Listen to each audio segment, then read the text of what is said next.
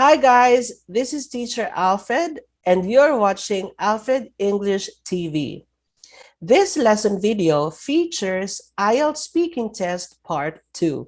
So basically, I will show you a video simulation about how to take Part 2 of the IELTS Speaking Test. And after that, I will give my feedback. Also, I will give a fair and square rate about the student's performance in this particular example. So watch this. Okay, so you are given 1 minute to prepare for your answer. 1 minute starts now. So take note, the examiner will give you 1 minute to prepare for your speech. After the time is up, you are supposed to be speaking for 2 minutes straight, all yours. You will not be interrupted. There will be no follow-up questions. Otherwise, the examiner would have to ask you some questions, but generally, no, they won't anymore. During the 1 minute preparation time, maximize that time for you to write down your outline about how you will answer the question or the given statement, and then be good at taking down notes. So in the real speaking test, you will be given a piece of paper. You will sit opposite to the examiner, and as an IELTS trainer, I encourage you to write something on that paper because it would show that you really know what to do. So let's have listen now to the students' performance. Preparation time ends. Anar, you may now begin speaking. Okay, so the crowded place I last went to was this a little disco within the summer camp. I think the last time I went there was in 2017, and you know, w- and let's see, the last time I went there was 2017, and if I recall correctly, it's located near the Sidlingamstimbat. The re, and I was there with alongside my roommates, my camp buddies, because I was alongside my roommates, camp buddies, and some of my friends that I've just happened to encounter on camp, and it was the experience was quite terrific, to say the least, because it was the DJ was blasting loud music, and everyone was dancing in there. Everyone is dancing as if there was some sort of party animals, and I sort of enjoyed it, yet I sort of hated it, and for some reason. Why? Because I'm mainly an extroverted person, uh, I'm mainly an extroverted person, but I usually like to keep my distance from crowded places because I've I've lost quite the bit of stuff within a huge crowd, and it's rather hard to find them or achieve them back. A- and you will never know who took them. So that's I guess that's the reason why I guess I'm not really into crowded places. And the other reason, and as another reason would be, it can get what should I say? It can get too small. So that ends the student's performance. And as promised, I will give my feedback about how he did this part of the test. So the question basically was, describe a crowded place you've been to. So you should say when you went there, where the place is or was, then who you went there with. So if you notice, the student was able to answer fluently from the start for him to speak and until it ended. He was just speaking all along. That is really very good. The examiner should see you confident enough. So from beginning to end, speak out your mind. All right. So anyway, let's go to the content of his answer. He said, disco summer camp. It was really crowded according to him, but he stuttered all along. There were many parts of his talk that he was stuttering. Try to minimize this. I know that it is normal for students to stutter. Even me, an adult, stutters as well when I am asked to speak, but You can practice that by keeping on speaking all the time.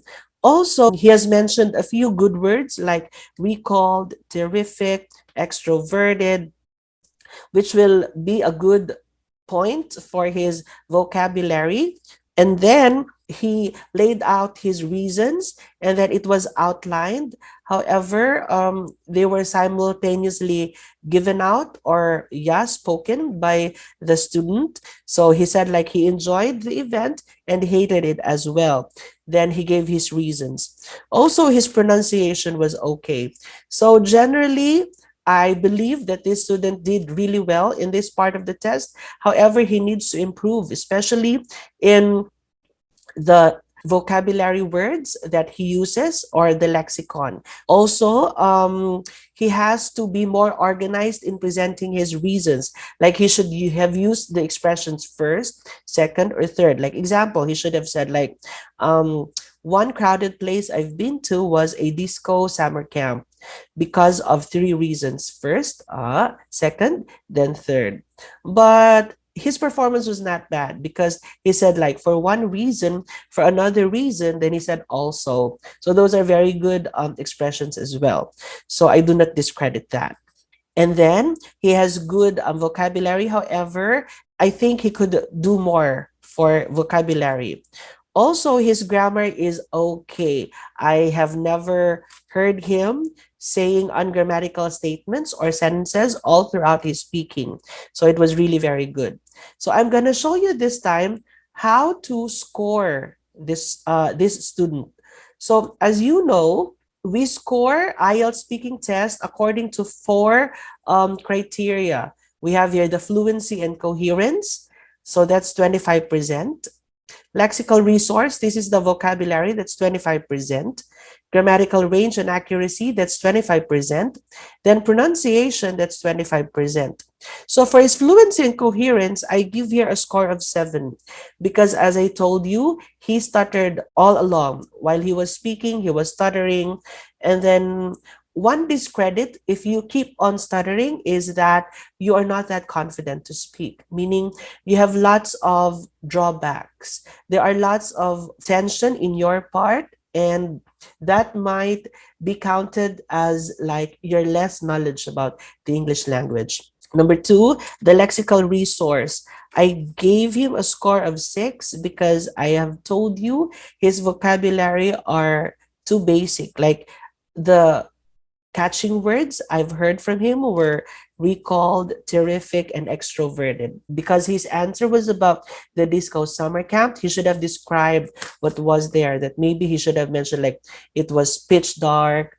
What else? There were vibrant lights all over the place. These words may have like given more emphasis, or he would have better described what went on in that place during that time. In the third one, grammatical range and accuracy, I will give him an 8. I will not be a miser in giving him 8 because he deserves it.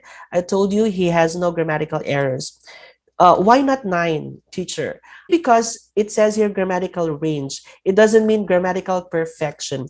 Yes, he has no grammatical error, but the range of the sentence structures he has given were just not that wide. I mean, I heard simple sentences, compound sentences, but not much of complex sentences. Like, had I been not gone there, I would not have experienced a crowded place. So for now, I'll just give him an 8, not 7 or lower, because his sentences were all well structured, right? Then lastly, for pronunciation, I gave him 7.5. It's 7.5 because he pronounced well. Although he has no much mispronounced words, but he was kind of static while he was speaking all along. So tendency is he wasn't able to give emphasis on some words. Also, he was not that clear about some of the words that he say, which affects his pronunciation. So I'm giving him 7.5. All in all, if we sum that up, it results 7.125. We rounded that off to 7. So that performance to me is a 7. Woo-hoo. Still, congratulations to this student. So I hope you have learned something from this lesson video, and see you in my next video presentation for the IELTS speaking test part 3. For now, I'd like to thank you.